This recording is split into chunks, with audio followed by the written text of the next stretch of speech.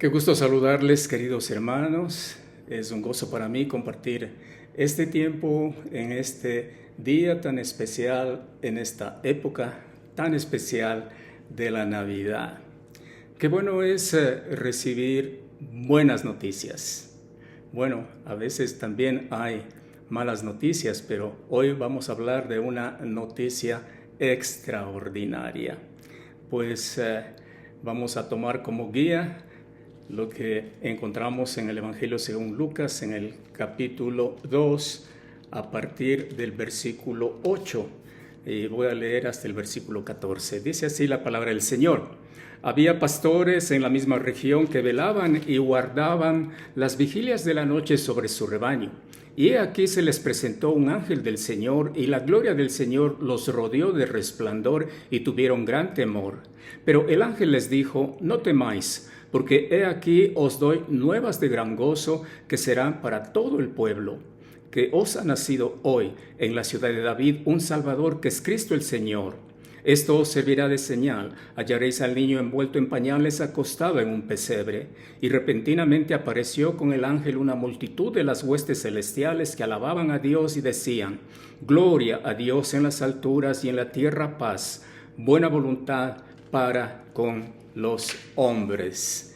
En esta porción bíblica vemos que se habla acerca de una gran noticia. En primer lugar, veamos qué es lo que dice la palabra del Señor acerca de las personas que recibieron la noticia. En el versículo 8 del capítulo 2 de Lucas dice que había pastores en la misma región. Cuando habla de pastores, está hablando de pastores de ovejas. Y ellos estaban velando o cuidando por la noche a sus rebaños. Los pastores de ovejas, en aquel tiempo que nació el Señor Jesús, eran socialmente despreciados y también se los consideraba como religiosamente impuros. Probablemente por el hecho de que los pastores de ovejas no eran muy cuidadosos en cuanto a guardar el séptimo día como día de reposo, porque ciertamente tenían que estar atendiendo a sus ovejas. Pues es justamente a ellos a quienes se les va a dar esta gran noticia. Interesante cómo Dios utiliza a veces los medios menos indicados para cumplir con sus propósitos. Aquí tenemos utilizando a pastores de ovejas, y el Señor por eso nos ha utilizado también a algunos de nosotros, que somos los menos indicados tal vez en la sociedad en la cual vivimos. Entonces, ellos eran las personas que recibieron la noticia, pero también encontramos la persona que comunicó la noticia. El versículo 9 dice: y he aquí se les presentó un ángel del Señor. He aquí significa que el ángel se presenta de una forma inesperada, inmediatamente, de pronto. Era de noche, porque los pastores estaban cuidando a sus ovejas por la noche. Y en medio de la oscuridad de la noche se presenta este personaje, el ángel del Señor. La palabra ángel significa mensajero. Él es el que va a traer esa gran noticia y dice que es del Señor. Eso significa que el mensaje que él trae no es algo que se origina en el ángel, sino que es un mensaje que proviene de Dios mismo, el Señor, el ángel del Señor. Cuando el ángel aparece, dice el texto que la gloria del Señor los rodeó de resplandor. De pronto esos pastores se encontraron inmersos en una luz admirable, en un resplandor incomparable. Esa es la gloria del Señor, rodeados de resplandor. La gloria del Señor es esa luz admirable, esa luz tan brillante que no se la puede ver a simple vista, que acompaña a la manifestación, a la presencia de Dios mismo. Es la luz que se manifestaba en el templo en Jerusalén, en el lugar santísimo. Es la Shekinah.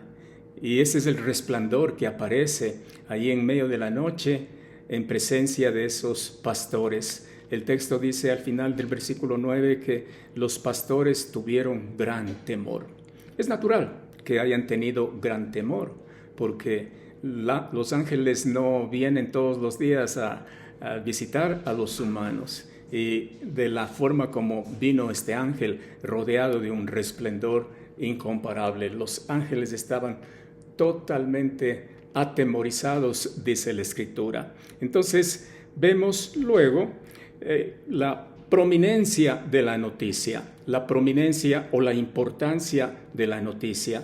Fíjense lo que dice el versículo 10, pero el ángel les dijo, no temáis, porque he aquí os doy nuevas de gran gozo que será para todo el pueblo. Aquí encontramos a la persona que comunica la noticia, y la noticia es algo tan importante, la prominencia de la noticia. El ángel venía con un mensaje que era bueno. A veces los ángeles aparecieron para traer un juicio de parte de Dios. A veces los ángeles aparecieron para traer algo que Dios iba a producir como consecuencia del pecado del hombre. Pero en esta ocasión, el ángel viene para traer una buena noticia. He aquí os doy nuevas. Y esa noticia grande era algo que iba a producir gran gozo. Produce enorme gozo. Eso quiere decir que iba a ser algo que traía una satisfacción incomparable a aquellos que recibían la noticia, y más adelante dice también para todo el pueblo.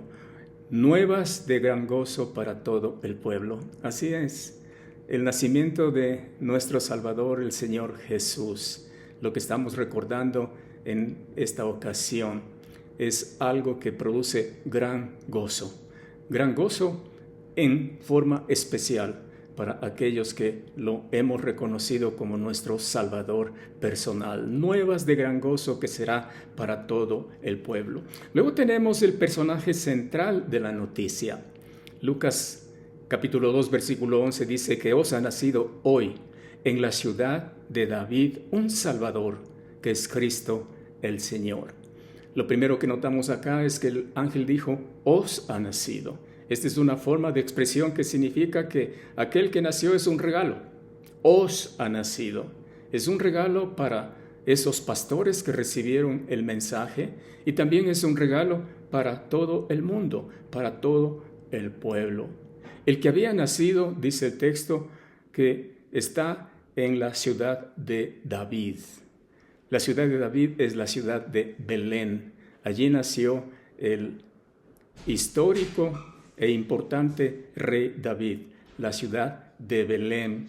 Y en el Antiguo Testamento se profetiza que aquel que iba a venir a este mundo trayendo esa salvación para el mundo, iba también a nacer en la ciudad de Belén. Fíjese lo que dice el libro de Miqueas, capítulo 5, en el versículo 2. Pero tú, Belén Efrata, pequeña para estar entre las familias de Judá, de ti me saldrá el que será Señor en Israel, y sus salidas son desde el principio, desde los días de la eternidad. Sí, el hecho de que el Señor Jesús nació en Belén fue el cumplimiento de esa promesa en Miqueas capítulo 5, versículo 2. Os ha nacido en la ciudad de David.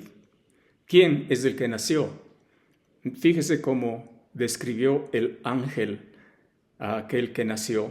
Dice, un Salvador. Esa es la primera cosa que menciona, un Salvador. Cuando hablamos de Salvador o de salvación, tenemos que estar pensando, ¿Salvador de qué? ¿Salvación de qué? Pues salvación no de un peligro, salvación no de una amenaza, salvación no de la violencia, salvación no de lo que suele ver la humanidad con tristeza. Claro, eso, pero algo mucho más importante, salvación del pecado. Eso es lo que está encerrado en el propósito de aquel que nació, un Salvador, Salvador del pecado, Salvador de alguien que, como nosotros, estamos hundidos y caídos en el pecado. Él es el Salvador que quita el poder del pecado para que ya no pequemos más, aquellos que lo hemos recibido como Salvador. Él es el Salvador que elimina la pena o el castigo del pecado para aquellos que hemos recibido a Cristo como nuestro Salvador. Y también, un día futuro, Él es el que va a quitar la presencia misma del pecado cuando estemos en su gloria una vez que salgamos de este mundo. Él es el Salvador de pecadores como nosotros. Él es el Salvador que quita el poder, quita la pena y quita también la presencia del pecado. Él es el Salvador. Pero además del Salvador, el ángel dijo que el que había nacido es el Cristo. La palabra Cristo en realidad significa el Mesías o significa el ungido. Ahora, el ungimiento era una práctica de la palabra de Dios en el Antiguo Testamento que se hacía no a cualquier persona. El ungimiento estaba reservado para los reyes y vemos que esa persona que había nacido, el Salvador, es también el Cristo, el ungido. Él fue ungido como rey. En Daniel capítulo 9, en el versículo 25, se nos habla de este Salvador ungido como rey. Fíjese lo que dice: sabe pues y entiende que desde la salida de la orden para restaurar y edificar a Jerusalén hasta el Mesías príncipe, habrá 7 semanas y 62 semanas se volverá a edificar la plaza y el muro en tiempos angustiosos. Aquí se habla de el Mesías o el Cristo y dice que Él es príncipe. Eso significa que Él es rey, pero no cualquier rey. Él es el Rey de Reyes y por tanto Él tenía que ser ungido. El Cristo significa ungido y Jesús, el que nació en Belén, el que fue dado como un regalo al mundo, Él es ungido como rey. Pero el ungimiento no era solamente para los reyes, el ungimiento era también para los sacerdotes. Y vemos que en el libro de Hebreos, en el capítulo 4, en el versículo 15, se nos habla de el Señor Jesús como el sumo sacerdote que fue ungido. Fíjese lo que dice: porque no tenemos un sumo sacerdote que no pueda compadecerse de nuestras debilidades, sino uno que fue tentado en todo según nuestra semejanza, pero sin pecado. Sí, Él es el sumo sacerdote de aquellos que hemos confiado en Él como nuestro Salvador. Y como sumo sacerdote, Él tuvo que ser ungido. Él es el Cristo. Pero no se ungía solamente a los reyes y a los sumos sacerdotes, sino también a los profetas. Él también fue ungido como profeta. En el libro de Juan, en el capítulo 14, en el versículo 10, fíjese lo que dijo el Señor Jesucristo acerca de Él como un profeta. Juan 14, 10 dice: ¿no crees que yo soy en el Padre y el Padre en mí? Las palabras que yo os hablo, no las hablo por mi propia cuenta, sino que el Padre que mora en mí, Él hace las obras. Un profeta es alguien que habla a nombre de Dios. Y el Señor Jesucristo, cuando vino a este mundo, naciendo de una virgen, Él vino a hablar las palabras de Dios, a darnos a conocer a su Padre Dios. Él es un profeta y tuvo que ser ungido también. Cristo, entonces, significa ungido, Mesías, ungido como rey, ungido también como un sumo sacerdote y ungido también como un profeta. Luego tenemos que, además de ser el Salvador, el Cristo, Él también es el Señor. Cuando habla de el Señor, está refiriéndose a su autoridad suprema. Él es el soberano.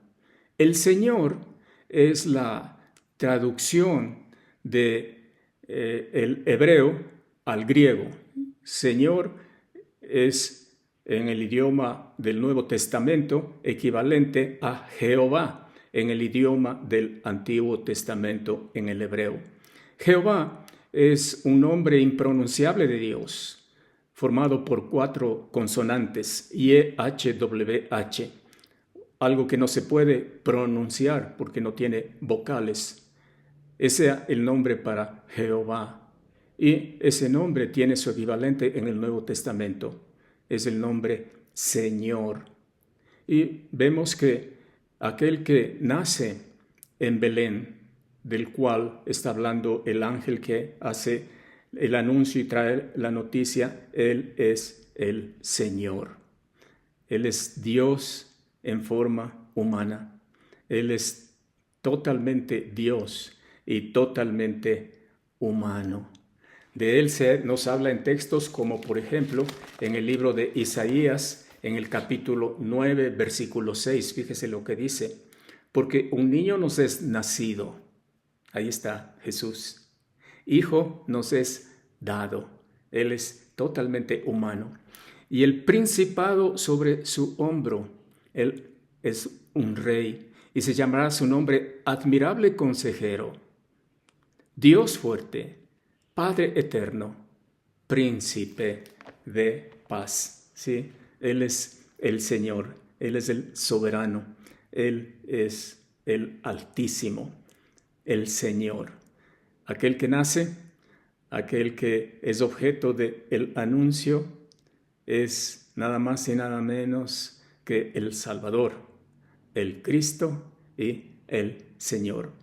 Luego tenemos la particularidad de la noticia en el versículo 12 de Lucas capítulo 2. Fíjese lo que dice. Esto os servirá de señal. Hallaréis al niño envuelto en pañales, acostado en un pesebre. Aquí el ángel está dando instrucciones a esos pastores que recibieron la noticia para que ellos sepan cómo reconocer al niño que había nacido, aquel que estaba en la ciudad de Belén. Y les da la información para que ellos sepan cómo reconocerlo, la señal. ¿Cuál va a ser la señal? Dice, hallaréis al niño envuelto en pañales. Esta no era la señal, porque todo niño en aquella época al nacer lo envolvían en pañales, como sucedía en la antigüedad, entre nosotros también, en nuestro país. En muchos hogares, cuando nacía un bebé, la primera cosa que hacían es envolverlo en pañales, como un tamalito. Bueno, el Señor Jesús también fue envuelto en pañales, pero eso no era la señal, porque eso se hacía con todos los niños que habían nacido. La señal, en realidad, tiene que ver con la última parte del versículo 12, acostado en un pesebre. Esa es la señal.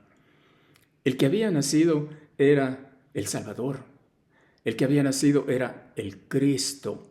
El que había nacido es el Señor. Y sin embargo, no estaba acostado en un pesebre, en un palacio. No estaba acostado, mejor dicho, en una cuna, en un palacio. Él estuvo acostado en un pesebre, en un establo. Esa era la señal.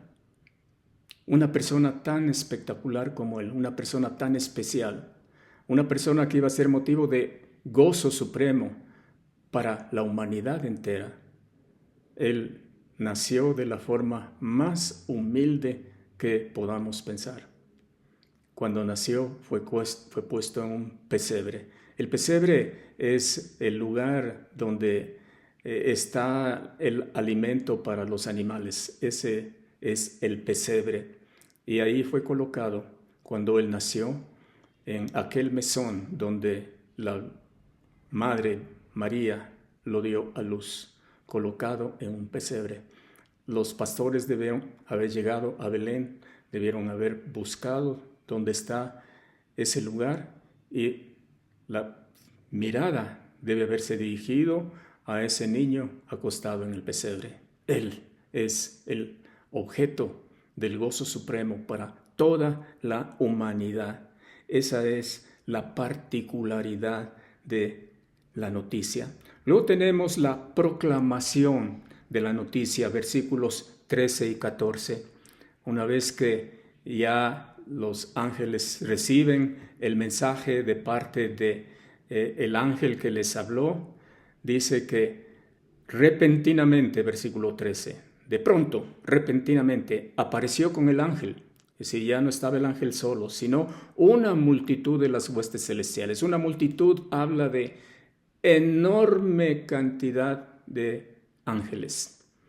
Los ángeles son millones de millones, y ahí estaban presentes en ese momento que se hizo este anuncio, se dio esta noticia espectacular. Repentinamente apareció con el ángel una multitud de las huestes celestiales. ¿Y qué hacían las huestes celestiales? Dice el texto, alababan a Dios. Aquí tenemos algo tan espectacular. El hecho de que el Señor Jesucristo venga a este mundo para que por medio de Él podamos ser salvos y se llegue a tener la posibilidad de perdón de pecados y que haya personas que luego acompañemos al Padre Celestial en su gloria, es motivo de alabar a Dios. Y fíjese la manera como estas huestes celestiales alaban a Dios. Versículo 14 dice que mencionaban gloria a Dios en las alturas. La salvación es el motivo número uno para que Dios sea glorificado. Cuando alguien se salva, Dios es glorificado. Cuando usted recibió a Cristo como su Salvador, usted glorificó a Dios. Gloria a Dios en las alturas y en la tierra, paz. ¿Por qué? Porque se abría la puerta para que pecadores como nosotros, enemistados con Dios, en guerra con Dios a causa de nuestro pecado, de pronto podamos hacer las paces con Dios y podamos disfrutar de una relación de armonía, de una relación de perdón con nuestro Padre Celestial. Paz en la tierra. Luego dice, buena voluntad para con los hombres. Buena voluntad para con los hombres. El hecho de que el Hijo de Dios haya nacido de la Virgen en la ciudad de Belén, haya sido envuelto en pañales, haya sido colocado en ese pesebre, ese hecho manifiesta la buena voluntad de Dios para con toda la humanidad. Dios es un Dios tan extraordinario, tan maravilloso, y la mayor demostración de su amor, de su aprecio al pecador, a la humanidad, es haciendo uso de su buena voluntad, enviando a su Hijo para que nazca en este mundo y una vez crecido llegue a ser crucificado en aquella cruz para que por medio de ese sacrificio usted y yo podamos tener perdón de pecados y vida eterna. Hay una historia muy interesante que la encontré y me gustaría compartir con ustedes para terminar esta meditación por Navidad. Titula Después de la tormenta, Navidad. Y dice así, la estoy leyendo. Todos conocemos aquella frase patética que un estadista encumbrado pronunció luego de ver frustrados sus esfuerzos por mantener la paz del mundo, cuando vio apagarse las luces de Londres ante el primer bombardeo nazi. Apoyado en el viejo puente sobre el Támesis, dijo tristemente, «Hoy las luces se apagan en Europa». 7 largos años de tragedia enlutaron la historia y en mayo de 1945 la tormenta pasó. Meses más tarde llegó la Navidad. Por una calle oscura de la desmantelada Londres, 2 figuras caminaban silenciosamente. La mano arrugada del abuelo llevaba segura la manecita tierna de la pequeña. Las ventanas estaban iluminadas, el cielo encapotado y sombrío. De tanto en tanto, junto a las clásicas guirnaldas navideñas, se veía una estrella color de plata. Intrigada, la niña preguntó a su emocionado acompañante el porqué de esas estrellas, a lo que el anciano respondió con frente inclinada. Cada estrella que ves en las puertas indican que esos hogares han dado un hijo en la guerra en holocausto por la libertad de nuestro pueblo. Siguieron sin diálogo el camino. De pronto, los nubarrones se resquebrajaron, las brumas se disiparon y en un lienzo azul brilló una estrella. El anciano levantó la frente. La niña elevó los ojos. Las campanas tañían en la distancia. El silencio entonaba el aleluya. Abuelito, dijo con voz entrecortada, ¿también Dios ha dado un hijo? La tormenta había quedado atrás. En el cielo brillaba una estrella, luz de plata que enjugó el llanto de una generación que se iba e iluminó el sendero de una generación que llegaba. Dios había dado un hijo, su único hijo, gloriosa verdad, inexplicable amor, supremo desprendimiento, inmerecida gracia, sublime misericordia. Dios nos dio a su Hijo. Era el orgullo del cielo, el compañero de la creación, el sustentador del universo, el príncipe de paz. Pero llegó a ser niño. Su cuna fue un pesebre, su compañía la noche, sus amigos pastores. Llegó a ser hombre, su escuela la soledad, su hogar los caminos, sus amigos pecadores. Llegó a ser sacerdote, su altar una cruz, su ofrenda su propio cuerpo, sus amigos una madre, un discípulo, un centurión y un moribundo. Llegó a ser rey, su corona luz, su trono corazón, sus amigos los redimidos por su sacrificio. Dios nos dio a su Hijo, Navidad para el alma, eternidad para la fe. En Cristo hemos sido reconciliados con el Creador. Cristo murió por nosotros para que nosotros vivamos por Él. Dios nos dio a su Hijo, una nueva canción para elevar, una mejor plegaria para musitar, una estrella nueva para brillar. Que el Señor les bendiga.